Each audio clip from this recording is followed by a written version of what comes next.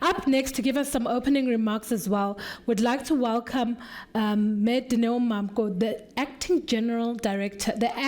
Director General at the Department of Women, Youth and Persons with Disabilities. She brings an important government perspective on women's economic participation, inclusion and ownership pathways. Let us give Mayor Dineo another round of applause. I promise I'm never tired.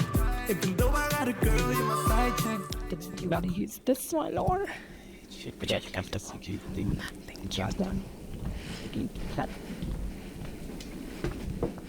Thank you very much, Program Director. I hope I'm audible. Thank you very much. I was checking because they were saying protocol observed. And when I came in, I'm not sure which one, protocol was observed, and I don't want to make mistakes. Just allow me to just list the protocol that I think is important, given that I come from the Department of Women, Youth and Persons with Disabilities. Program Director, the convener of Hair Economy 2026, and the Africa Women Financial Inclusive Initiative, the Grasa Marshall Trust, the New Faces, New Voices South Africa, FACET, and all strategic partners. Mayor Geraldine Fraser-Moleketi, Honorable Nobuntu Tlazo Webster, Mayor Matapelo Kanono, Deputy Chair of Deputy Commissioner of Lesotho, all representation of government, regulators, development finance institution, asset managers, business, academia, civil society, and women leaders. And to all our distinguished guests, good morning. Thank you.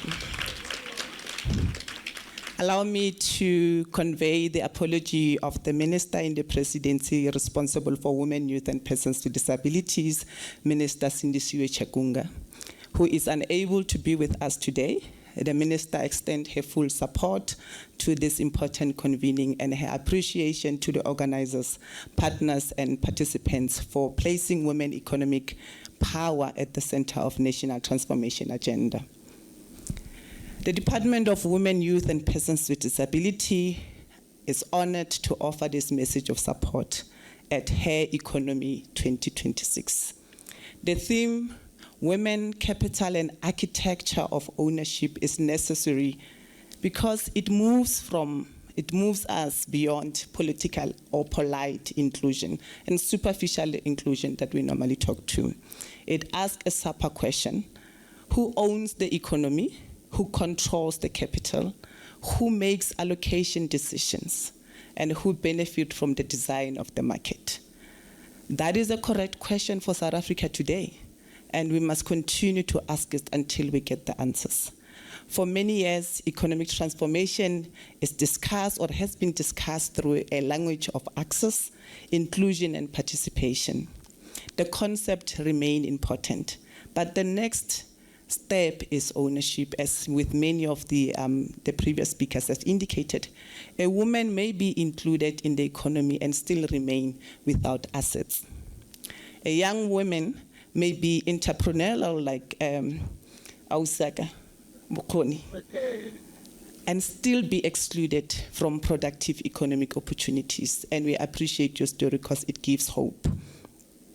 Representation becomes meaningful when it translates into ownership, influence, and decision-making power. Hair economy is therefore timely because it shifts the discussion from access to ownership, from participation to power, and from inclusion to capital control. The concept noted currently, and as I was looking at it, it frames this summit as a system-level conversation about financial infrastructure, capital allocation, regulation, institutional incentive, and ownership outcomes. South Africa's constitution gives this discussion its moral and legal foundation. Equality is a human right. If we look at our constitution, in particular section 9, it affirms that everybody is equal before the law and has the right to equal protection and benefit of the law. It further allows measures designed to advance persons disadvantaged by unfair discrimination. This means that gender equality is a constitutional imperative. It is a government imperative. It is an economic imperative. The data currently shows, and it confirms why this is urgent. If we look at the 2024 data from Stats SA, it states that 42% of households in South Africa are headed by women. And this is rising if you look at women in rural areas, sitting at 47%. This means women are central to household survival, community resilience, and local economic stability. Further, Stats SA labor market data, if we look at the fourth quarter of 2025, shows that official unemployment rate is sitting at 31%, with the expanded unemployment rate at 42%. We do have a challenge. And in how we approach this, we really have to be exponential and intentional. These figures call for an economy that uses full productive capacity of its people, and our people are unemployed.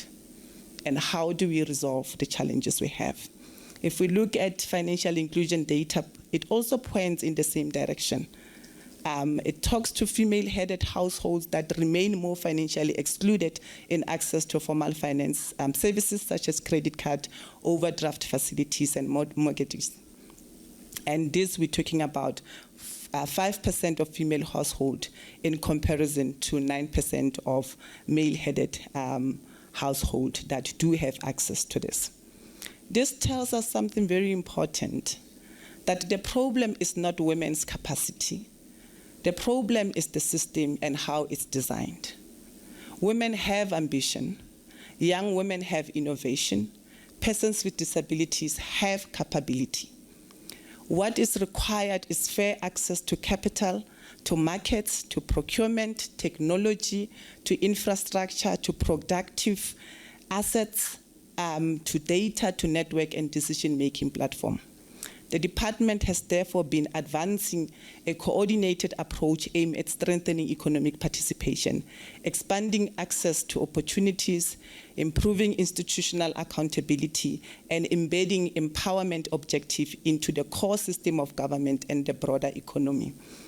This work focuses on strengthening institutional coordination, improving policy alignment, supporting enterprise development, expanding access to market, and ensuring that empowerment initiatives become measurable and sustainable with clearly mapped pathway.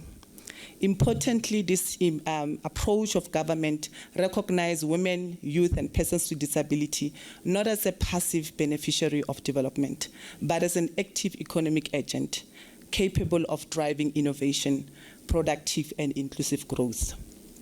Government role will always remain essential, but transformation will be achieved at a scale through strong partnership with the private sector. The state can set policy. The state can regulate, it can coordinate. The state can use public procurement, planning, it can use budgeting, monitoring, and reporting to drive accountability.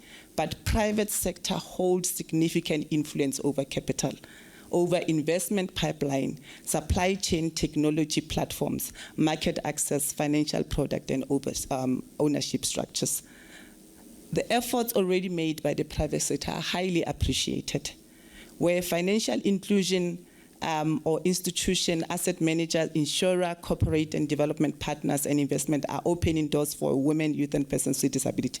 That contribution deserves recognition. But we have to talk about scaling it up. How do we scale up if we're sitting at the numbers we're talking about in terms of unemployment rate? South Africa's equality agenda will be accelerated when private sector act with greater agency, greater courage, and greater ambition. Incremental growth has created the foundation that we're talking to today. Exponential progress must now change the architecture of ownership itself. The question is no longer whether women are invited to the room. They are in a room, and we are looking at women in the room. The question is whether women influence the term sheet, they influence the investment mandate and the credit model, the procurement decision, and the board resolution, as well as ownership structure. That is where transformation becomes real. And maybe these are the questions we should continue to ask. This is why one of the important part of economy called care economy must be part of the conversation. The economy does not begin in the boardrooms. It begins in households, in communities, in schools, in clinics, in homes and places of care. Unpaid and underpaid care work carries the adverse disappropriation by women, subsidize the formal economy, who subsidize the formal economy every day. If we look at the International Labour Organization, has shown that women perform more than 3/4 of unpaid work globally. And it means it needs to be recognized because it has a fundamental contribution to the economy. Where care is recognized, women's time is valued. When women's time is valued, economic planning becomes more honest, more inclusive, and more developmental. A serious ownership agenda must therefore address child care, elder care, disability support, safe transport, flexible work, social infrastructure, and the value of care work itself. The care economy in itself is economic infrastructure. The Hair Economy 2026 program is important because it places the right issues on the table. It includes women-centered financial product and infrastructure, women in capital allocation role, data and gender lens investing, policy market alignment, Africa model of women economic power, and closed-door deal room. These are the spaces where economic power is organized. The department indeed welcomes the presence of all the speakers that we've seen as part of the lineup. These are phenomenal women in this conference whose presence remind us that our conversation is not only South African, it's an African conversation and a regional conversation that now becomes a developmental question for all of us in the room. Our interesting national crisis will be resolved faster when equality is treated as a national discipline, and specifically when gender equality is embedded in economic policy, public finance, private capital, as well as institutional practice. Poverty will be reduced when women own assets, when they own access to market and control to income. Unemployment will be tackled faster when young women are financed, skilled, and connected to the productive sector. Violence in itself will be disrupted when women have economic power, when they have choice, and when safety and dignity is theirs. Growth will be strengthened when productive potential of women, youth, and persons with disabilities is fully included in the economy. When young women and women with disabilities are empowered, South Africa's economic outlook will become stronger, and that's what we all are looking for. This is not just a slogan, it is a developmental fact. And I think it can be attested that you cannot resolve the challenge of this country if women and youth and persons with disability remain the face of poverty and unemployment and inequalities. The summit must therefore produce more than good language.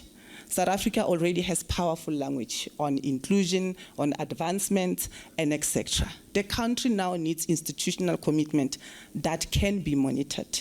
The department will encourage this platform to leave behind practical commitment that ensures financial institutions review the design of financial product for women-owned and women-led enterprises, including collateral requirement, credit scoring, repayment module, risk assessment, and patient capital instrument. That ensures that asset managers, bankers, and development finance institutions increase the number of women in capital allocation role, including investment committees, fund management teams, procurement committees, and boards. When we ensure that public and private institutions improve disaggregation of data and intersectional data, data must now show where women, young women, and women with disability are positioned in finance ownership, procurement, leadership, market, and enterprise. I think what we are seeing is that data continue to be aggregated, and it doesn't tell the story that we want to see. We want to see that if we are saying we are moving a needle, to what direction are we taking? We need to talk about the intersectional. If we don't talk about it, perhaps we are only improving when it looks at women who are white women, or women in rural area, or women in township. And it's important to speak to those intersections. We must also try to ensure, as a conversation of this conference, that supplier development move beyond compliance. Women-owned enterprise require market access. working capital, technical support, digital infrastructure, amongst others. And we must at least ensure that economy is brought into the center of economic planning. That care work must be recognized, reduced where it is unfairly burdensome, and redistributed within household. In 2026, I thought it's important to mention that South Africa marks important milestones, including the celebration of the 30 years of the Constitution. But further to that is the 70 years since the 1956 Women's March, which we define as the Platinum Jubilee, as well as the 50 years since this 1976 Youth Uprising, which is the Golden Jubilee. The question that remains is, what do we have to show for these jubilees? We are sitting here in commemorating the 70 years since women marched to require what is theirs, when the youth have already done the same. This milestone cannot be commemorative as we normally do. They must be catalytic to the work that we do. They must help South Africa to turn freedom into ownership, the rights into access, and to the representation into economic power. We believe that this is a platform where government, business, finance, civil society, development partner redesign the system itself. It requires all of us to design. There would not be anybody to come and redesign the system on our behalf. May this platform move from dialogue to implementation, from fragmented effort to coordinated action, and from financial inclusion to ownership outcome. The test of the success will be whether capital moves. It will be whether procurement opens. It will be whether women enter investment room not as guests, but as decision makers. It will be whether young women-led enterprise are financed at scale. It will be also whether women with disabilities are visible in economic planning, ownership, and leadership. Economic transformation happens when systems are deliberately redesigned, when capital is redirected, and when care is valued, and when equality is treated not as an event or an event theme, but as a national discipline. With the words of Mama Grasa, and I think the speakers before me have already alluded to this, who reminds us that women leaders not to climb alone. Let's not climb alone in the stairs that we are climbing in. That this remain a powerful instruction for all of us who have been given positions and spaces to open for other women. It means the task is not for a fewer exceptional women to enter elite spaces and close the door behind them. It is to redesign the staircase, to widen the doorways, and to share the controls of the buildings that we are entering into. On behalf of the Minister and the Department of Women, Youth and Persons with Disability, I wish her Economy 2026 productive deliberations and measurable outcome. I thank you. Thank you.